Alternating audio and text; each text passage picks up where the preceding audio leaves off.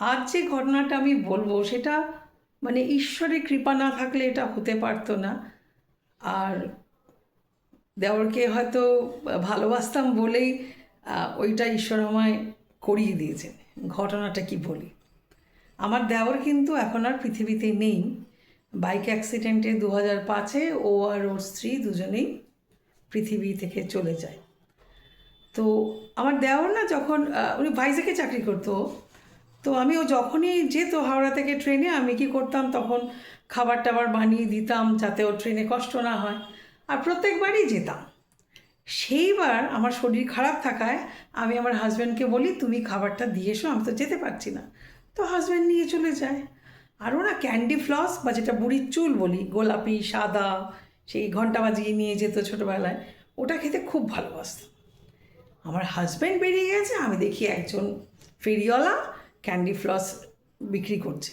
আমি তো সেই দেখে ছুটে গিয়ে কিনলাম, কিনে সঙ্গে সঙ্গে বেরিয়ে গেলাম, শরীর খারাপ ভুলে গেছি। বেরিয়ে গিয়ে বাসে গেলাম, বাস তো আর যাচ্ছে না। অর্ধেক রাস্তায় গিয়ে ট্যাক্সিতে উঠলাম, ট্যাক্সি যখন ওখানে পৌঁছাচ্ছে আমি তো ট্যাক্সি ড্রাইভারকে বলছি প্লিজ তাড়াতাড়ি চলো তাড়াতাড়ি চলো, কারণ আমি জানি যে ট্রেন ছেড়ে দেবে, অনেকটা লেট হয়ে গেছে।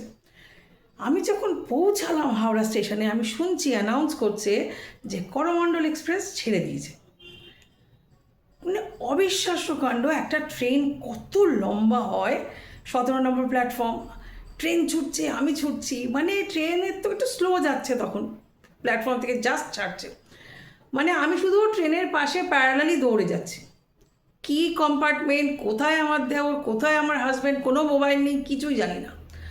আমি ছুটছি, ছুটতে ছুটতে ট্রেনও খুব স্লো যাচ্ছে, ছুটতে ছুটতে দেখি কি আমি প্রায় প্ল্যাটফর্মের শেষ, মানে একটুখানি বাকি। আমার হাজব্যান্ড একটা কম্পার্টমেন্ট থেকে নামলো, আর আমার দেওর গেটের সামনে দাঁড়িয়ে ছাড়তে এসছে। আমি না কোনো মতে ওকে ক্যান্ডি ফ্লসটা দিলাম, চলে গেল।